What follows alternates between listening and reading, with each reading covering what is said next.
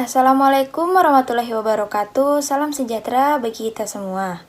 Pertama-tama, marilah kita panjatkan puji dan syukur kehadirat Allah Subhanahu wa Ta'ala atas berkat rahmat serta karunia-Nya sehingga kita dapat berkumpul hari ini dalam keadaan sehat walafiat. Tak lupa salawat serta salam tercurah limpah kepada junjungan kita Nabi Bana wa Nabiyana Muhammad Sallallahu Alaihi Wasallam, kepada keluarganya, kepada para sahabatnya, dan kepada kita selaku umatnya hingga akhir zaman. Amin ya Allah ya Rabbal Alamin. Yang terhormat Bapak Muhammad Nur Hadi MPD selaku dosen pengampu mata kuliah evaluasi pembelajaran SD, serta teman-teman semua yang saya banggakan. Pada kesempatan kali ini, kami dari kelompok 1 akan memaparkan materi mengenai teknik penilaian pengetahuan. Adapun anggota dari kelompok 1, yaitu yang pertama ada saya, Fidelisdiana Putri dengan NPM 205060154. Yang kedua ada Irfa Indraswari dengan NPM 205060138. Yang ketiga ada Randy dengan NPM 205060142. Dan yang terakhir ada Rizky Fadila dengan NPM 205060149. Materi yang pertama akan dipaparkan oleh saya sendiri. Penilaian dan kriteria ketuntasan minimal atau KKM. Pengertian penilaian yaitu proses pengumpulan dan pengolahan informasi untuk mengukur pencapaian hasil belajar peserta didik. Dalam melaksanakan penilaian, pendidik dan satuan pendidikan harus mengacu pada standar penilaian pendidikan.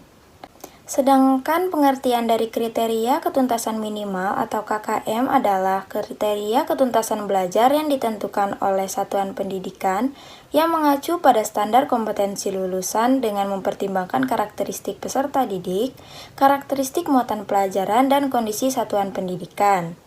Prestasi siswa dikatakan baik apabila siswa dapat mencapai nilai sama dengan KKM atau melebihi nilai KKM atau kriteria ketuntasan minimal. Untuk materi selanjutnya akan dipaparkan oleh rekan saya, Irfa Indraswari. Kepada Irfa, saya persilahkan. Assalamualaikum warahmatullahi wabarakatuh. Perkenalkan, nama saya Irfa Indraswari dengan NPM 205060138. Pada kesempatan kali ini di sini saya akan memaparkan materi mengenai prinsip-prinsip penilaian. Prinsip-prinsip penilaian yang pertama yaitu sahih. Sahih berarti penilaian didasarkan pada data yang mencerminkan kemampuan yang diukur. Selanjutnya yang kedua yaitu objektif, berarti penilaian berdasarkan pada prosedur dan kriteria yang jelas, tidak dipengaruhi oleh subjektivitas penilai. Lalu yang ketiga yaitu adil. Berarti penilaian tidak menguntungkan atau merugikan peserta didik karena berkebutuhan khusus, serta perbedaan latar belakang agama, suku, budaya, adat istiadat, status sosial ekonomi, dan juga gender. Selanjutnya yang keempat yaitu terpadu. Terpadu penilaian yang dilakukan oleh pendidik yang merupakan salah satu komponen yang tidak terpisahkan dari kegiatan pembelajaran. Selanjutnya yaitu menyeluruh dan berkesinambungan. Berarti penilaian oleh pendidik mencakup semua aspek kompetensi dengan menggunakan berbagai teknik penilaian yang sesuai, yaitu untuk memantau perkembangan kemampuan para peserta didik. Selanjutnya yaitu sistematis.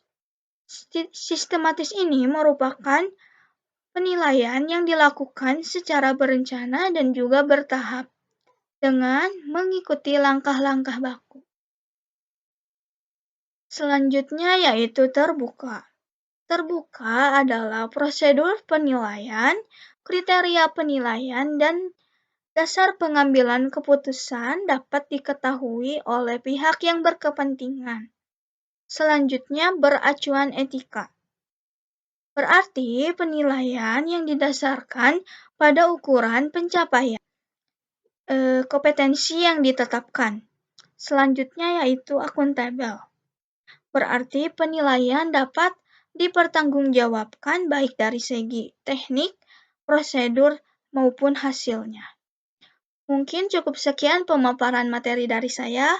Mohon maaf apabila ada salah kata dalam penyampaiannya. Untuk selanjutnya akan dilanjutkan oleh rekan saya. Terima kasih.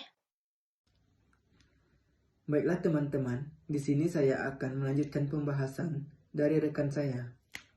Selanjutnya ada penilaian pengetahuan di sekolah dasar. Penilaian pengetahuan adalah proses pengumpulan dan pengolahan informasi untuk mengukur proses dan hasil pencapaian kompetensi peserta didik yang berupa kombinasi penguasaan, kecakapan berpikir seperti mengingat, memahami, menerapkan, menganalisis, mengevaluasi, dan mengkreasikan dengan pengetahuan faktual, konseptual, prosedural, dan metakognitif, serta berpikir tingkat rendah hingga tingkat tinggi. Nah, selanjutnya ada tujuan dari penilaian pengetahuan. Di sini, tujuan dari penilaian pengetahuan yaitu untuk mengetahui apakah peserta didik telah mencapai ketuntasan belajar atau mastery learning. Selain itu, juga penilaian pengetahuan untuk mengidentifikasikan kelemahan dan kekuatan penguasaan pengetahuan siswa dalam proses pembelajaran atau diagnostik. Selanjutnya akan dilanjutkan oleh rekan saya.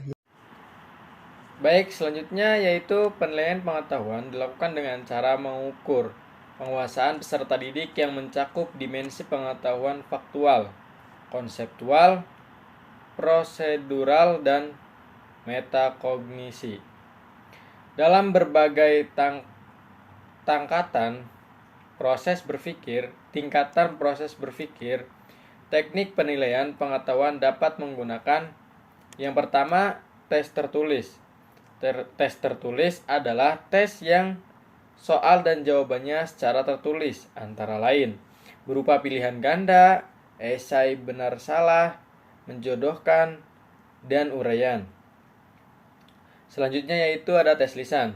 Tes lisan berupa pertanyaan-pertanyaan, perintah, kuis yang diberikan pendidikan secara lisan dan peserta didik merespon pertanyaan tersebut secara lisan. Yang selanjutnya itu penugasan. Penugasan adalah pemberian tugas kepada peserta didik untuk mengukur pengetahuan dan memfasilitasi peserta didik memperoleh atau meningkatkan pengetahuan. Selanjutnya yaitu pentingnya penilaian pengetahuan pada peserta didik. Penilaian pengetahuan pada peserta didik itu sangat penting karena dengan adanya penilaian pengetahuan sehingga siswa bisa mengetahui sejauh mana keberhasilan dalam mengikuti pelajaran yang diberikan oleh guru. Guru pun bisa mengetahui sampai mana siswa bisa memahami dan menguasai pelajaran. Proses penilaian juga bisa memberikan gambaran apakah materi yang diajarkan dan metode pembelajaran yang digunakan sudah tepat untuk siswa. Cukup sekian presentasi dari kelompok kami. Mohon maaf apabila terdapat kekurangan materi ataupun kata-kata yang kurang berkenan di hati. Semoga apa yang kami sampaikan pada kesempatan kali ini dapat bermanfaat bagi kita semua. Saya juga mengucapkan terima kasih kepada teman-teman yang sudah menyimak dan mendengarkan presentasi dari kelompok kami. Wabillahi taufiq wal hidayah. Wassalamualaikum warahmatullahi wabarakatuh.